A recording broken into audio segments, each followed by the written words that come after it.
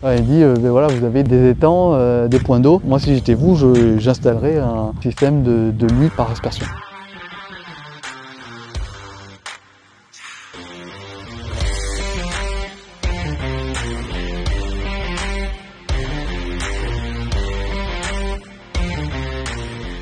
Au début, moi, je voulais utiliser, comme beaucoup de gens, l'éolienne, parce que je trouvais ça assez simple. Il suffisait d'appuyer sur un bouton. Moi, j'imaginais ça comme ça. J'en mettais une ou deux et ça me permettait de gérer le gel. Donc moi, j'ai fait venir, je ne sais pas s'il est intervenu ce matin, Monsieur Berthaumieux de la CMG. Donc qui a fait un audit et voilà, si vous voulez vous lancer dans la lutte antigel, moi je vous conseille vraiment de faire appel à un audit. Ça dure 2-3 heures mais vous apprenez plein de choses. Et là il me dit, vu votre configuration, ça sert à rien l'utilisation de tours avant parce que voilà, vous êtes entouré de bois, l'air généralement courant de nord-ouest, donc ça veut dire que l'air arrive là-bas, il va s'engouffrer au fond, et c'est ce qui se passe. Et si vous mettez une tour antigel, qu'est-ce que vous allez faire? Vous allez remuer cet air froid et vous allez rien faire, peut-être même accentuer le phénomène de gel. L'autre solution, si vous vraiment voulez la tour antigel, il faut chauffer. Il faut mettre des dispositifs de chauffage. Et là, je commence à comprendre en me disant c'est peut-être pas la meilleure solution. Et donc, il dit ben voilà, vous avez des lacs, des étangs, des points d'eau. Ben, moi, si j'étais vous, j'installerais un système de lutte par aspersion. L'étape suivante, c'est de comprendre comment la lutte antigel par aspersion fonctionne, parce que c'est pas simple, notamment au niveau du matériel. Donc là, vous verrez, il y a une multitude de fournisseurs, multitude de prix. Donc ça, c'est important et c'est vrai que ça a été la surprise, hein, ça va du simple au double. Vous avez des cannes, différents types de finitions, et ça c'est du simple au double. Alors le tourniquet c'est ce qui coûte le plus cher, hein. Ça vaut 17 € la pièce. Après la canne ça doit valoir 3-4 €, mais voilà, entre l'une et l'autre voilà, vous avez 3 €, 1,50 €, des trucs que vous ne comprenez pas, quoi. Vous dites pour à peu près pour une même pièce. Et surtout ce qui est important, c'est si vous optez pour ça, c'est avoir un distributeur qui est capable de vous livrer très rapidement, du moins d'être très réactif, parce qu'il vous manque toujours des pièces. Un truc est cassé, un truc qui ne va pas, notamment au niveau du montage. Et c'est être capable d'avoir un distributeur qui vous livre en 24 heures, quoi. Vous passez le coup de fil aujourd'hui, il faut que vous soyez livré demain. L'installation, il faut qu'elle soit dimensionnée pour débiter 40 m3, donc 4 mm/h, donc 40 m3 par hectare.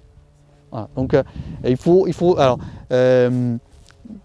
en plus haut, là j'ai une parcelle où en fait j'utilisais l'eau de ville. J'ai 25 arts, je me suis dit ben, je vais prendre les robinets et je vais mettre des sprinklers à partir de ces tourniquets. Et je calcule mon débit, je vois que je débite 30 litres minute et donc je dis ben, je vais pouvoir mettre 3 arroseurs qui vont débiter qui vont faire à peu près l'équivalent de 25-30 mm/h. Et en fait, tout est grillé, ça n'a pas protégé. Et en fait, il faut être capable d'apporter 40 mm. Et ça, c'est par heure. Alors là, ce matin, on a fait une aspersion. Je vois hier soir, là, je pouvais repasser dans les parcelles de vigne, donc il me faut à peu près 48 heures. Le thermomètre humide, c'est un thermomètre sec, donc c'est une sonde, dans lequel vous avez émis une petite chaussette qui est trempée dans de l'eau. Et en fait, ça mouille en permanence la sonde. Le pilotage de l'aspersion est difficile parce que vous raisonnez qu'avec une température humide, qu'avec thermomètre humide. Donc vous savez que là maintenant à ce stade, le seuil de sensibilité de la vigne est de 0,5, moins 0,5. En théorie, vous pouvez déclencher au plus tard à moins 0,5 en thermomètre humide. En théorie, mais il faut quand même prendre une marge de sécurité. C'est qu'en fait, ce qui est important pour la vigne, elle réagit, c'est le thermomètre sec. Mais en fait, dès que, et notamment là, quand les taux d'humidité sont bas, hein, donc là avec un vent comme ça, on est à 70-80% d'humidité.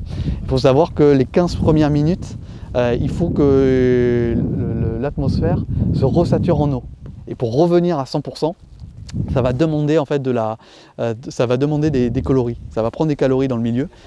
Et c'est pour ça que si vous pilotez au thermomètre sec, vous dites bah, je déclenche à 0. Et vous allez descendre à -1, -1,5 et c'est trop tard. Et vous allez cramer tout votre végétal. Le problème de l'aspersion, c'est que si vous il faut, parce que c'est le sec qui est important, mais si vous déclenchez trop tard, par exemple si au sec vous arrivez à -0,5, vous allez commencer par refroidir, c'est trop tard. Donc c'est pour ça qu'il faut piloter en humide. Aujourd'hui, on a 10 hectares de couverts. Donc en gros, ça va d'ici jusqu'au bois et un petit peu plus haut. Voilà, donc pourquoi ce choix? Parce que bah, ici, donc, comme certains terroirs, ça gèle de peur. Comme tout le monde, je pense, gelé en 2017. Ça a frisé en 2018.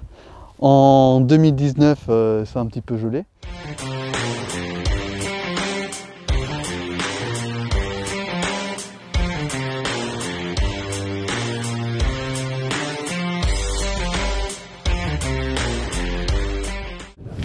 Le tout pour 10 hectares, alors sans subvention parce que c'est subventionné, c'est 70 000 €. Donc 7 000 € pour 10 hectares.